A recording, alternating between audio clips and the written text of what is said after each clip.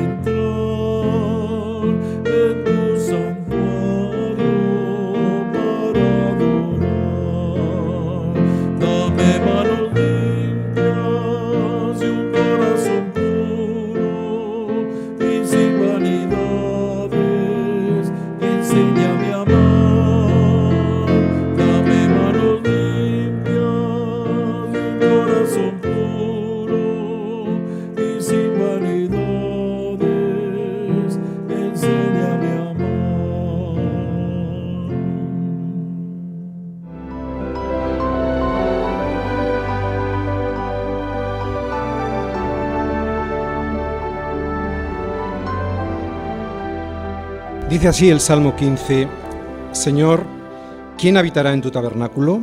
¿Quién morará en tu monte santo? El que anda en integridad y hace justicia y habla verdad en su corazón. El que no calumnia con su lengua, ni hace mal a su prójimo, ni admite reproche alguno contra su vecino. Aquel a cuyos ojos el vil es menospreciado, pero honra a los que temen al Señor. El que aun jurando en daño suyo, no por eso cambia.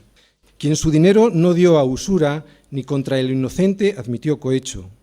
El que hace estas cosas no resbalará jamás. ¿Quién podrá habitar con Dios? Pues solo aquel que sea justo como Él es justo. Salmos 15. Bien, si os habéis fijado, este salmo tiene una pregunta que vemos en el primer versículo y además unas respuestas que se van viendo en los siguientes versículos. A esas respuestas yo las llamo santidad práctica. Lo primero que nos demuestra la pregunta del versículo 1 es que no todos los hombres llegarán a ser ciudadanos del cielo, que no todas las personas llegarán a disfrutar en la ciudad celestial, en la ciudad de Dios. Antes de analizar en profundidad este salmo, versículo a versículo, yo quisiera leerlo de una manera diferente. Y además teniendo en cuenta el salmo anterior, el salmo 14, para poder comprender mejor lo que nos quiere decir este salmo de hoy. Dime, Dios mío, ¿quién habitará en tu casa? El que anda en integridad y hace justicia y habla verdad en su corazón. Pero Señor, si no hay justo ni aun uno, si no hay quien entienda en su corazón, ¿cómo vamos a hacer justicia y hablar verdad? Señor, dime, ¿quién podrá estar en tu presencia? El que no calumnia con su lengua, ni hace mal a su prójimo, ni ofende de ninguna manera a su vecino. Pero Señor, si todos se desviaron, a unas se han hecho inútiles, todos se han corrompido, ¿cómo vamos a prestigiar a los demás y a hacer el bien y a no ofender? Pero dime, Señor, ¿quién habitará en tu tabernáculo? Solo aquel que no tiene en cuenta el vil y, sin embargo, aprecia y honra a los que temen al Señor. Solo quien cumple lo que promete, aunque salga perdiendo. Pero, Señor, si todos buscan lo suyo, no hay nadie que busque a Dios. Por eso, Señor, dime, ¿quién morará en tu monte santo? Quien su dinero no dio a usura, ni aquel que perjudica a los inocentes admitiendo sobornos. Pues, Señor, no hay quien haga lo bueno, No hay ni siquiera uno. Pues quien hace estas cosas, ese no resbalará jamás. Para estas cosas, ¿quién es suficiente? ¿Te das cuenta cómo en estos versículos estamos viendo a Jesucristo? Ahora, y después de leer el Salmo de esta manera, ¿llegas a ver a Jesucristo en este Salmo? Porque Jesucristo es el único que ha podido hacer todo esto de una manera perfecta. Yo no puedo. Yo solo puedo dar frutos de justicia si tengo a Cristo en mi vida, para que sea Él el que produzca esos frutos en mí como un fruto suyo, no como una obra mía. Lo que yo no puedo en mi carne lo puede Jesucristo. Lo que en mi carne solo sería un trapo de inmundicia, con Él son frutos de justicia. Por eso todos los consejos que acabamos de leer, todas las respuestas que el salmista nos da a esa pregunta inicial de quién habitará en tu tabernáculo, quién podrá habitar en la presencia de Dios, y recuerda esto, no son requisitos necesarios para morar en su presencia, porque da la sensación que al leerlo eso es. Y no son requisitos porque no hay justo ni aun uno, sino que son el resultado, y aquí está la diferencia, son el resultado de haber adquirido una justicia aún mucho mayor en mi vida. O sea, la justicia de Jesucristo viviendo en mí. Ya se lo dijo Jesús a sus discípulos, ¿os acordáis? En el Sermón del Monte, para que no llegasen a ser como los religiosos evangélicos de su tiempo. Porque os digo que si vuestra justicia no fuese mayor que la de los escribas y fariseos, no entraréis en el reino de los cielos.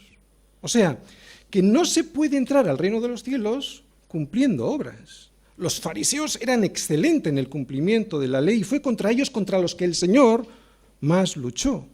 Sino que solo se podrá entrar a ese reino con una justicia todavía muchísimo mayor que la del cumplimiento de esas obras.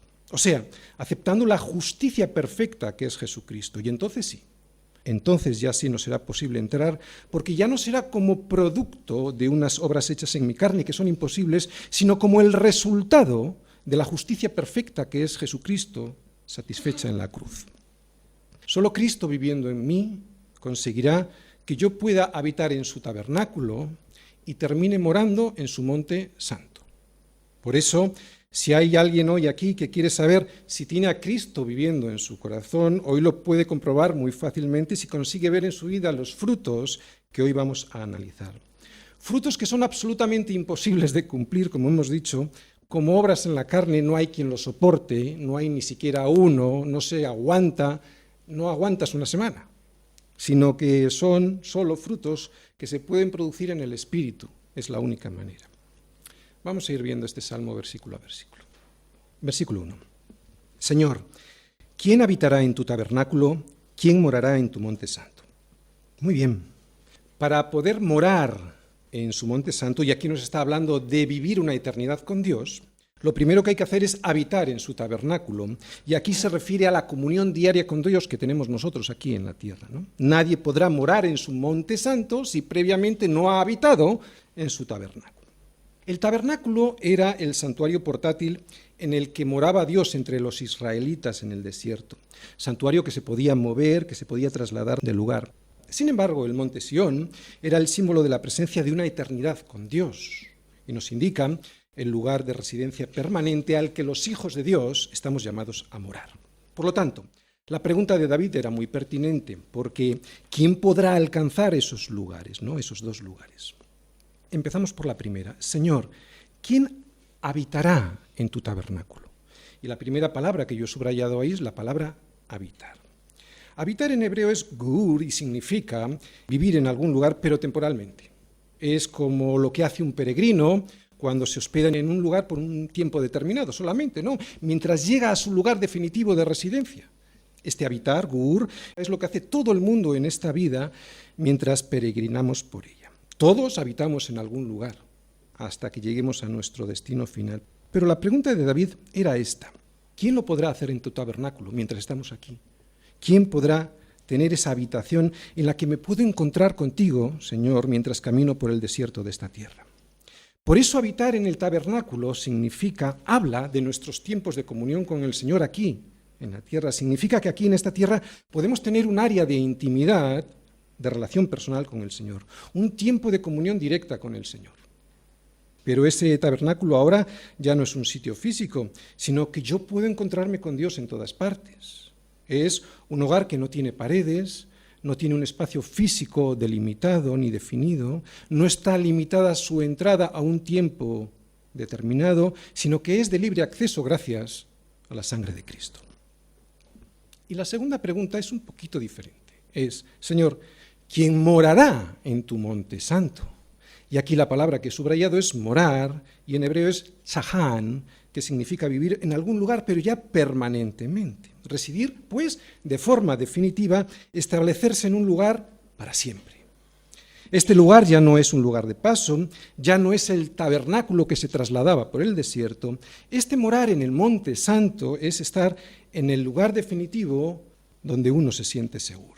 Así que lo que vemos en este primer versículo son dos cosas, ¿verdad? Vemos que no se puede morar en el monte santo sin previamente haber habitado en su tabernáculo, ¿no? Se ven estas dos cosas, se nos invita a habitar en su tabernáculo temporalmente para luego poder morar con él definitivamente en su monte santo. No debemos de tener miedo. Si hemos habitado en su tabernáculo, moraremos con él en su monte santo. No se turbe vuestro corazón, creéis en Dios, creed también en mí. En la casa de mi Padre muchas moradas hay. Si así no fuera, yo os lo hubiera dicho. Voy pues a preparar lugar para vosotros. Las palabras habitar y morar hablan de comunión íntima. Y aquí en la tierra, ese habitar con el Señor se consigue perseverando en cuatro cosas que todos en la Iglesia conocemos muy bien. En la palabra del Señor que escuchamos todos los domingos y que durante toda la semana estamos practicando y meditando, también en mis tiempos devocionales a solas con Él, primera cosa. Segunda, teniendo comunión con mis hermanos, habitando los hermanos juntos y en armonía, y esto es importante, no solo se puede venir a la Iglesia y punto. Si no hay comunión, no hay posibilidad de habitar en su tabernáculo, ahora lo vamos a ir viendo. Tercera cosa, participando de la cena del Señor con entendimiento, sabiendo qué es lo que estamos haciendo. Y cuarta cosa, participando en las oraciones comunitarias de la Iglesia y también en las personales, ¿no? Cuatro cosas, Hechos 2:42. Eso es la Iglesia, eso es entrar en su tabernáculo, no solo escuchar una predicación. Solo el que habita en su presencia de esta manera, con la palabra, en oración y en intimidad y comunión con Él y con sus hermanos, podrá dar los frutos que veremos, entre otras cosas, porque ¿cómo vas a tener misericordia con tu hermano si no estás con tu hermano? Solo así se podrán dar los frutos que vamos a ver en el Salmo de hoy, frutos que en nuestras fuerzas son absolutamente imposibles de cumplir. Al inicio hemos dicho que no todos los hombres llegarán a ser ciudadanos del cielo, no todos los seres humanos podrán disfrutar de una habitación en la ciudad de Dios. Pero ahora hay algo un poquito más complicado. Ahora, después de analizar estas dos palabras, habitar y morar, nos damos cuenta que incluso algunos de los que hoy creen que habitan en su tabernáculo, ¿sabes?, no llegarán a morar en su monte santo. No todo el que me dice Señor, Señor entrará en el reino de los cielos, sino el que hace la voluntad de mi Padre que está en los cielos. Muchos en aquel día me dirán, Señor, no profetizamos en tu nombre y en tu nombre echamos fuera demonios y en tu nombre hicimos muchos milagros. Y entonces les declararé, nunca os conocí, apartaos de mí, hacedores de maldad. Debemos de estar seguros si estamos habitando en su tabernáculo. El mundo, hermanos, ya no es nuestro hogar. Nosotros estamos peregrinando con Dios en su tabernáculo. Nosotros estamos peregrinando con Él en su habitación. Somos en algún sentido sacerdotes consagrados para su servicio en el tabernáculo. Así que, hermanos, os ruego por las misericordias de Dios que presentéis vuestros cuerpos en sacrificio vivo, santo y agradable a Dios, que es vuestro culto racional. Oye, pastor, ¿y cómo puedo estar seguro de esto? ¿Cómo puedo saber si yo estoy habitando en su tabernáculo sin engañarme? Pues a partir de ahora, en los próximos versículos, vamos a ver quiénes son aquellos que realmente están habitando en su tabernáculo. Es una manera muy práctica, es un salmo muy práctico para saber quién realmente podrá llegar a morar en su monte santo. Es algo interesante para no estar equivocándonos, pensar que podremos llegar al monte santo cuando en realidad no hemos estado habitando en su tabernáculo. Así que la próxima lista de consejos que vamos a ver tiene la virtud de poder mostrarnos pues si de verdad hemos sido llamados a morar en su monte santo. Pero hay más, no solo es para saber. Esta lista tiene otra virtud, y es la virtud de que podamos entender el propósito de Dios a nuestra vida. Es algo más que eso, porque esta lista nos va a decir si realmente estamos orientados y enfocados hacia allí, hacia el Monte Santo, pero además nos van a ayudar para tener una mejor vida aquí. Seguir los consejos que ahora vamos a ver, que es el consejo de Dios y su reprensión para nosotros, para que no andemos nosotros en nuestra propia opinión, siempre nos traerá vida, ¿de acuerdo? Seguir los consejos de Dios siempre nos va a traer vida aquí en la tierra. Las indicaciones que aquí vamos a ver nos harán sabios. Son consejos que tienen que ver con el trato a los demás, son consejos que tienen que ver con una actitud correcta en la vida, son consejos sobre la economía, sobre cómo manejar nuestro dinero, sobre cómo hacer para que mi hermano se sienta cómodo en la relación con Dios. Con la murmuración también tiene que ver y con las críticas a los demás. En realidad, ¿sabéis con lo que tiene que ver? Con el amor, porque solo el amor es lo que le debemos al prójimo. Amor que debemos dar de la misma manera como nos gustaría que nos lo dieran a nosotros. O como dice Pablo a los romanos, amaros unos a otros porque el que ama al prójimo, ese ha cumplido la ley. Lo que nos acaba de decir Pablo, esto que os acabo de decir yo, Romanos 13:8, eso es la divisa de nuestro nuevo país. Es el frontispicio por el que debemos pasar siempre que queramos pertenecer al reino de los cielos. Nuestra ciudadanía está en los cielos, de donde también esperamos al Salvador, al Señor Jesucristo. Y esta ciudadanía tiene unos requisitos, tiene una constitución. Y el principal artículo de esa constitución, ¿sabes cuál es? Juan 13:34. Un mandamiento nuevo os doy, que os améis unos a los otros como yo os he amado. Eso significa que hasta la muerte, ¿no? Si tenemos este artículo viviendo en nuestro corazón, y no como letra muerta en nuestro cerebro, en nuestra mente, si lo tenemos viviendo en nuestro corazón, yo te aseguro que el resto de las normas de convivencia que vamos a estar viendo en este salmo, yo te aseguro que esas normas van a resultar muy sencillas de practicar porque van a ser frutos de la justicia, que es Jesucristo viviendo en nuestro corazón, y no van a ser unas obras en la carne que van a ser imposibles y dolorosísimas de cumplir. Antes de entrar en los frutos, antes de entrar en las normas, os voy a hacer un extracto de todas ellas, y el primer fruto que vamos a ver en este salmo de un ciudadano del reino de los cielos, el primer fruto es que debe ser íntegro en sus pasos. Por eso, y como es íntegro en sus pasos, el segundo fruto es que ese ciudadano conseguirá hacer justicia. El tercer lugar, ese ciudadano va a ser verdadero en su corazón. Cuarto, será tierno con sus amigos. Quinto, deberá ver con quién anda, o sea, deberá tener mucho cuidado de ver con quiénes son sus amigos, en definitiva. Sexto, es alguien cuya ciudadanía que está en los cielos le va a hacer que sea fiel a sus promesas, incluso aunque esas promesas, al cumplirlas, le ocasionen pérdida. Y en séptimo lugar, ese ciudadano será alguien misericordioso en sus negocios, alguien que cuando trate sus asuntos lo hará de manera legal y limpiamente delante de la ley y de los hombres para no oprimirles. Vamos a empezar. Consejos 1, 2 y 3, el versículo 2, aquel que es íntegro, el que anda en integridad y hace justicia y habla verdad en su corazón. Muy bien, este versículo dice que habitará con el Señor aquí en la eternidad quien anda, hace y dice algo. Quien anda por un camino, y el verdadero camino, solo hay un camino, es Cristo. Además, quien hace lo que ese camino dicta, justicia, y Jesucristo es nuestra única justicia. Y además habitará con el Señor quien habla verdad en su corazón, y la única verdad es Jesucristo. Como hemos dicho, aquí estamos viendo a Jesucristo, ¿no? Porque para estas cosas, ¿quién es suficiente? ¿Quién se basta? Integridad. ¿Qué significa esa palabra? La mujer de Job, ¿os acordáis? Le dijo a Job, ¿aún retienes tu integridad? Maldice a Dios y muérete. Menuda ayuda idónea, ¿no? Lo que esta mujer le estaba diciendo a Job era lo siguiente. ¿Cómo es que no tienes tu corazón dividido?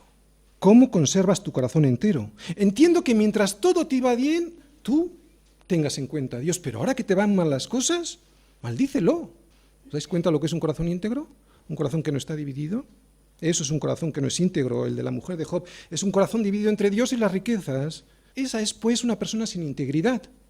Pero un corazón íntegro es un corazón no dividido, un corazón que sigue a Dios, pase lo que pase. Es un corazón de una pieza. Es un corazón que no cambia de dueño.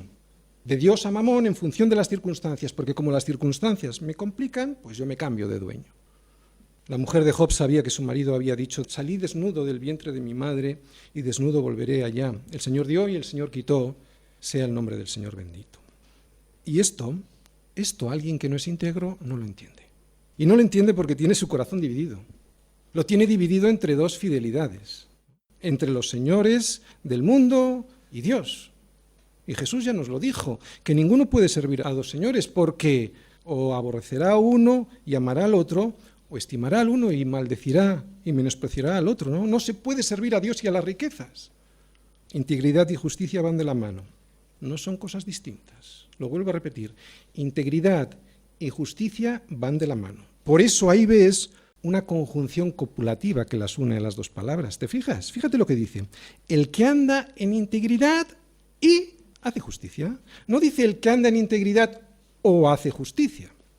Esto lo que quiere decir es que quien anda en integridad es una persona que hace justicia, y aquella persona que hace justicia es que está caminando por un camino de integridad. No se puede dar una cosa sin la otra, porque quien anda por el camino, que es Jesús, da los frutos que tiene Jesús. Es sencillo. Quien permanece en la vid verdadera, éste lleva mucho fruto, porque separados de mí nada podéis hacer, nos dice el Señor. Andar implica un progreso. Y en andar en integridad también es un progreso doloroso, ¿no? Ya nos lo dijo Jesús: todo pámpano que en mí no lleva fruto lo quitará.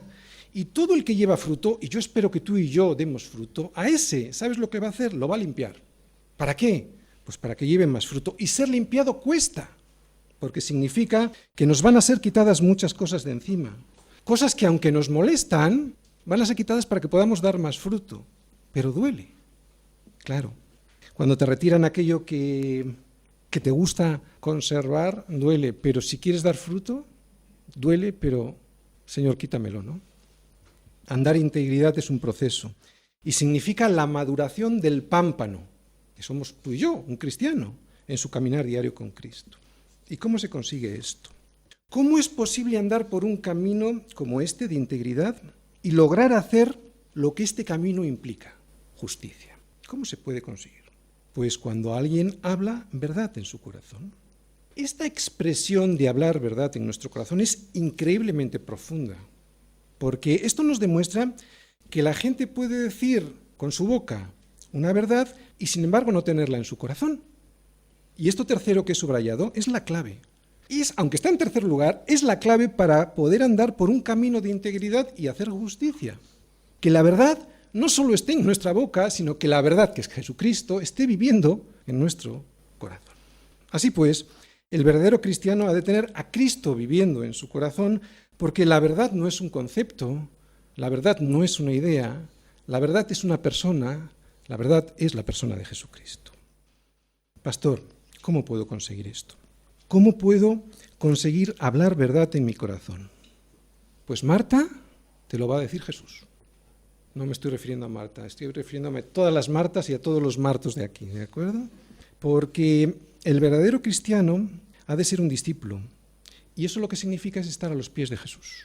Para tener la verdad en nuestro corazón no se trata de Marta, Marta, afanada y turbada estás con muchas cosas, sino de lo que se trata es de solo una cosa te es necesaria, y María ha escogido la buena parte, la cual no le será quitada. Y no le será quitada, ¿sabes por qué? Porque la estaba guardando en su corazón, y del corazón nadie te puede robar nada. Es por aquí por donde se empieza. Este tercer punto es la línea de salida para poder andar por un camino de integridad y hacer justicia. Poder hablar de una verdad que se encuentra en el corazón y que se llama Jesús, y hacerlo además sin ninguna vergüenza. El activismo eclesial de Marta, las obras hechas en la carne, todo aquello que hacemos incluso para el Señor, pero sin ningún entendimiento, y es más, a veces sin haber sido llamados a ello, produce aburrimiento, falta de propósito, cansancio y, lo que es peor, muchas veces produce engreimiento y soberbia. Son obras muertas que producen muerte. Solo una cosa es necesaria. ¿Por qué? ¿Por qué puede decir Jesús que solo una cosa es necesaria? Porque el resto viene solo. Yo soy la vid, vosotros los pámpanos. El que permanece en mí y yo en él, este lleva mucho fruto. Así, sin más, porque separados de mí nada podéis hacer. ¿Lo entendemos?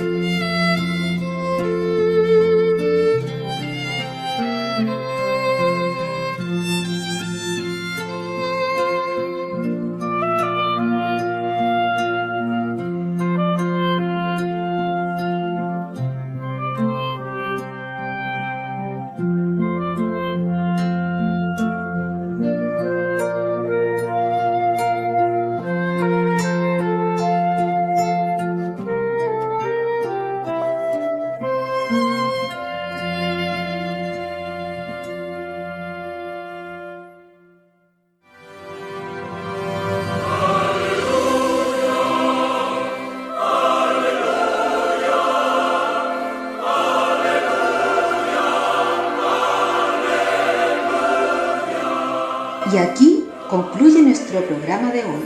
Los dejamos cordialmente invitados a nuestra próxima edición de Palabra Fiel, para ser más edificados, equipados y establecidos en la fe que es en Cristo Jesús, Señor nuestro. El Señor les bendiga.